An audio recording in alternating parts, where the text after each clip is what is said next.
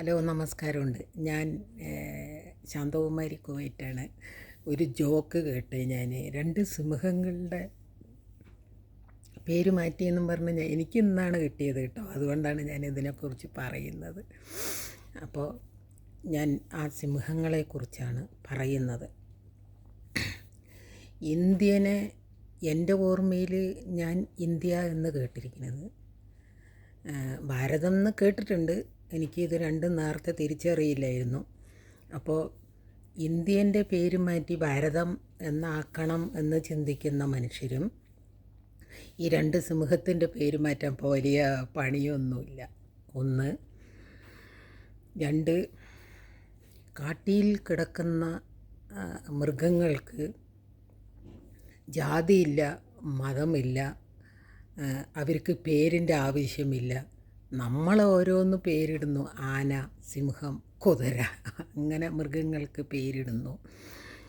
അതിന് ആദ്യത്തെ പേര് വേറൊരു മതത്തിൻ്റെ, രണ്ടാമത്തെ വേറൊരു മതത്തിൻ്റെ.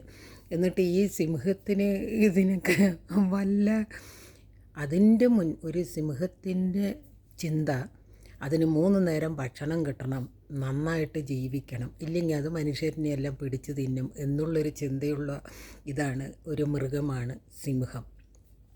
അതിന് പേര് മാറ്റിയതുകൊണ്ട് ആ സിംഹത്തിന് വലിയ ഗുണമൊന്നും ഇല്ല. ഒന്ന്, മനുഷ്യർക്കും ഇല്ല.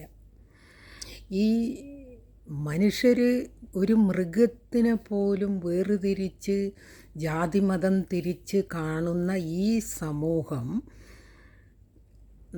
മനുഷ്യരിനെയും കാണുന്നുണ്ട്. പക്ഷേ ഇതിൽ ഒന്ന് വരാൻ പോകുന്നത്, നമ്മുടെ ഇന്ത്യയിൽ ഇമാതിരി ജാതിഭേദം വന്നു കഴിഞ്ഞാൽ താഴ്ന്ന ചിന്ത ജാതിക്കാർക്ക് ഈ വലിയ വലിയ ജാതിയാണ് ഞങ്ങൾ എന്ന് ചിന്തിക്കുന്ന ഈ സമൂഹത്തിലുള്ള ജനങ്ങൾക്ക് ഈ താഴ്ന്ന ജാതിക്കാരെ വെറും ഈ എന്താ പറയുക, വൃത്തികെട്ട ഒരു ജീവനായിട്ട് അവർ കാണുകയുള്ളൂ. കാരണം ഇപ്പോഴെല്ലാം അവർ ഓരോന്ന് പറഞ്ഞുകൊണ്ട് നടക്കും.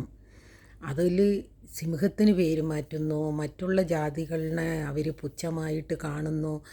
ഈ ജനങ്ങൾ ഇനിയും നേരം വെളുത്തിട്ടില്ലാത്ത കുറേ സമൂഹങ്ങൾ സിംഹത്തിലുമുണ്ടോ, ഇല്ലെങ്കിൽ മൃഗത്തിലുമുണ്ടോ, ഹിന്ദു, ക്രിസ്ത്യൻ, മുസ്ലിം എന്നുണ്ടോ?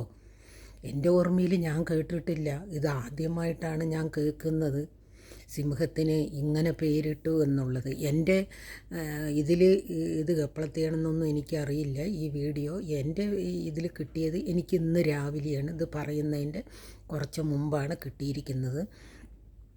പണ്ടാരോ പാട്ട് പാടിയിട്ടുണ്ട്, ഇപ്പോൾ ഭ്രാന്താലയമായി എന്നുള്ളത്. സത്യത്തിൽ ഇന്ത്യ ഒരു ഭ്രാന്താലയമായി മാറാൻ പോവുകയാണ്, പോയിക്കൊണ്ടിരിക്കുകയാണ്. ഇപ്പോൾ ഏകദേശം 100-ൽ 25% ആ ഘട്ടത്തിലേക്ക് എത്തിയിട്ടുണ്ട്. ഒരു ഭ്രാന്താലയമാണ് ഇന്ത്യ എന്ന്.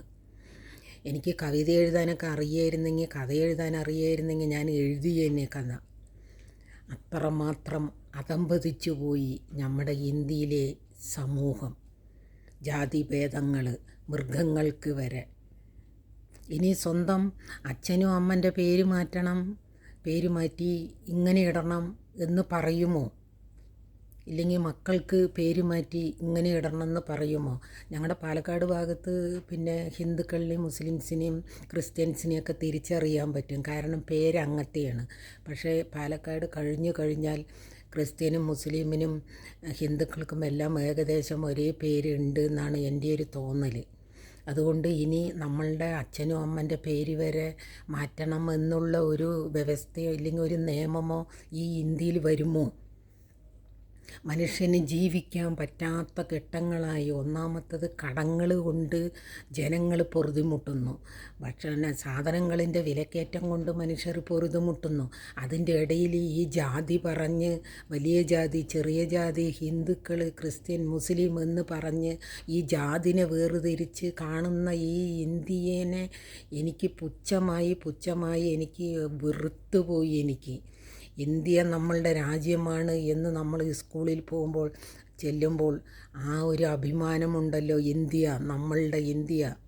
എല്ലാ സഹോദരി സഹോദരന്മാരും എന്ന് പറഞ്ഞിട്ട് പോലും നമ്മൾ പ്രാർത്ഥന ചൊല്ലിയിട്ട് എന്നെ ഇപ്പോൾ അതിനെ ജാതി ഭേദം പറഞ്ഞ് വേർതിരിച്ച് കാണുന്ന ഇന്ത്യയിലെ സമൂഹത്തിനോട് എനിക്ക് പുച്ഛമാണ്. Okay, by.